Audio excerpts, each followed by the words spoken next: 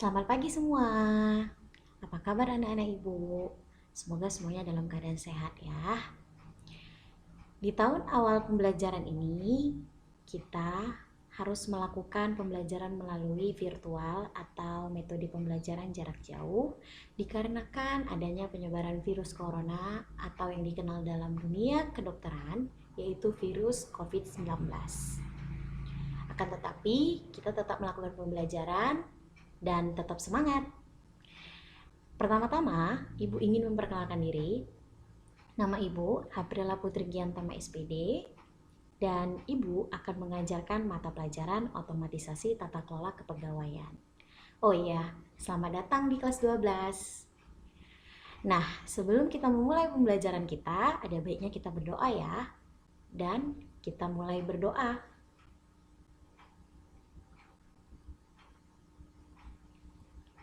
Berdoa selesai. Oke, langsung saja kita mulai pembelajaran kita hari ini. Nah, materi pada bab yang pertama ini, judulnya adalah memahami penghargaan pegawai. Adapun kompetensi dasarnya, yang pertama adalah memahami penghargaan pegawai dan melakukan pengelompokan penghargaan pegawai.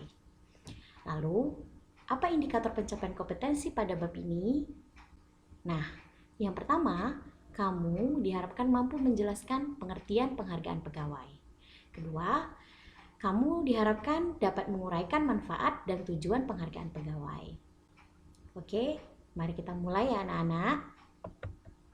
Nah, apa itu penghargaan? Mungkin kalian sudah sering mendengar kata penghargaan, tapi kalian sudah tahu pengertian yang sesungguhnya? Nah, penghargaan adalah sesuatu yang didapatkan atau diterima seseorang maupun sekelompok orang karena telah melakukan sesuatu hal yang berprestasi untuk organisasinya. Nah, penghargaan ini bentuknya ada banyak. Dia bisa berupa uang, piagam, maupun kenaikan jabatan. Oke, kalau semuanya sudah mengerti apa itu pengertian penghargaan, kita lanjut ya. Nah, pada bab ini ada dua subbab yang akan Ibu jelaskan kepada kalian.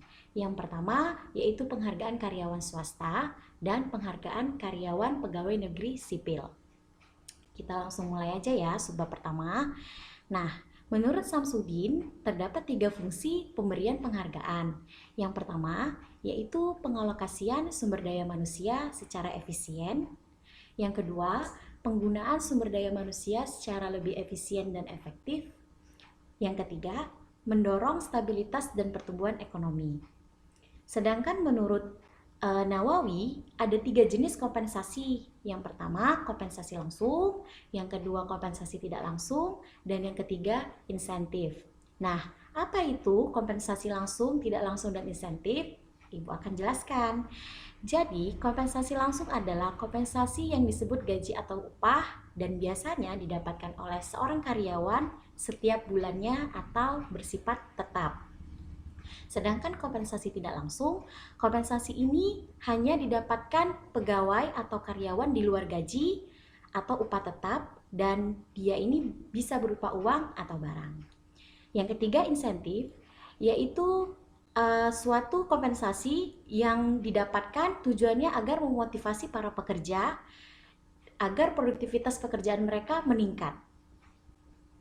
Selanjutnya, kompensasi dikelompokkan menjadi 2, yaitu kompensasi berdasarkan bentuknya dan kompensasi berdasarkan cara pemberiannya.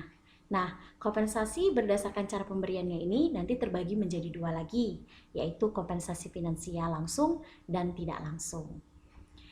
Lalu, menurut Shimomura, ada 2 jenis kompensasi, yaitu yang pertama, kompensasi finansial, yang terbagi menjadi 2 lagi, yaitu kompensasi langsung dan kompensasi tidak langsung. Kemudian yang kedua menurut Shimomura ada kompensasi non-finansial.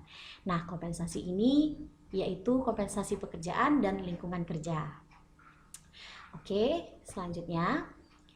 Nah, kita masuk ke penghargaan pegawai negeri sipil.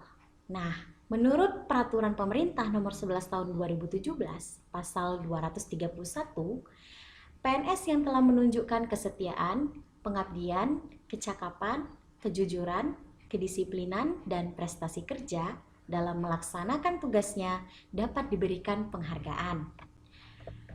Nah, tujuannya apa, Bu? Kenapa seorang pegawai negeri sipil diberikan penghargaan pada pegawai? Yang pertama, tujuannya adalah sebagai bentuk usaha menumbuhkan perasaan diterima atau diakui di lingkungan kerja. Kedua, tujuannya untuk memotivasi para pegawai agar produktivitasnya tinggi. Ketiga, insentif yang mengaitkan bayaran atas dasar untuk dapat meningkatkan produktivitas para pegawai guna mencapai keunggulan yang kompetitif.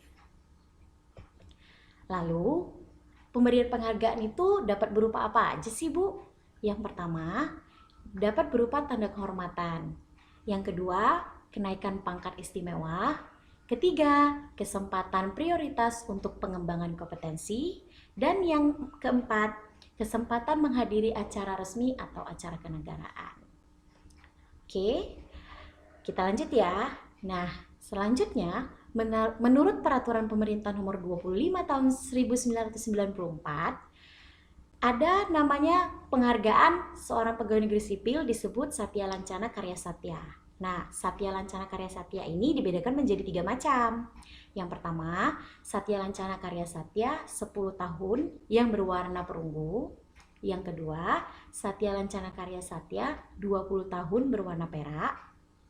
Yang ketiga, Satya Lancana Karya Satya 30 tahun berwarna emas. Nah, masing-masing Satya Lancana Karya Satya ini didapatkan oleh seorang pegawai negeri sipil atau ASN jika dia sudah memasuki masa kerja yang tertera tersebut. Oke, kita lanjut. Sedangkan menurut Peraturan Pemerintah Nomor 99 Tahun 2000, kenaikan pangkat itu dibagi lagi. Yang pertama, yaitu kenaikan pangkat istimewa.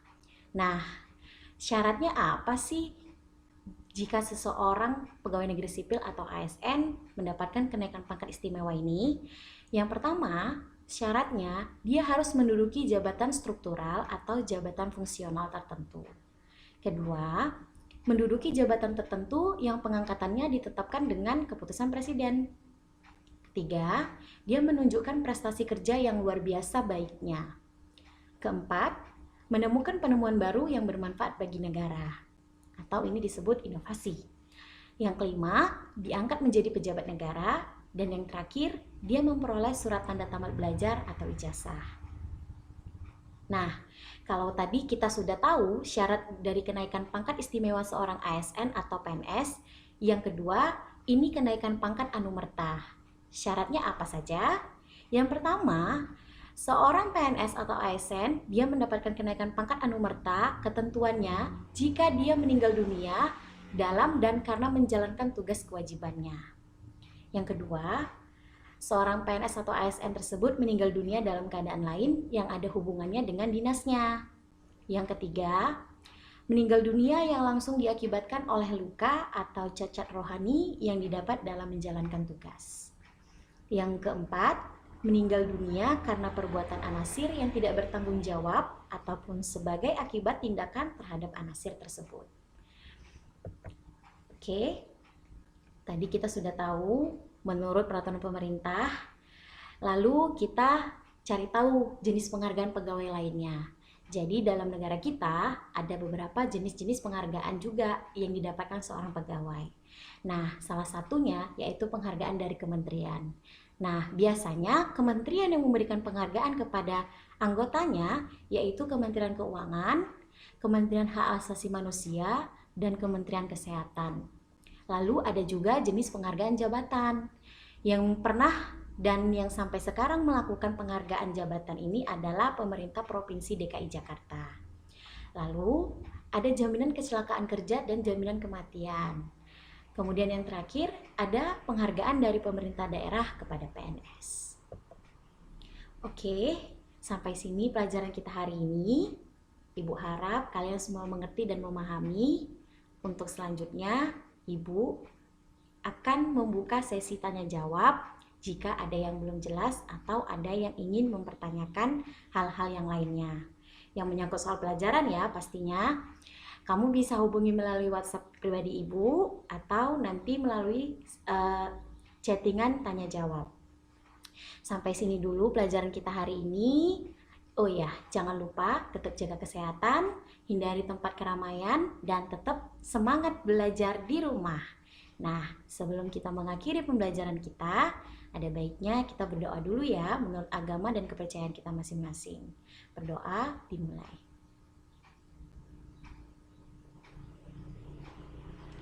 Oke, berdoa selesai.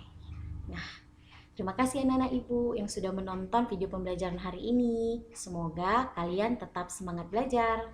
Assalamualaikum, selamat pagi.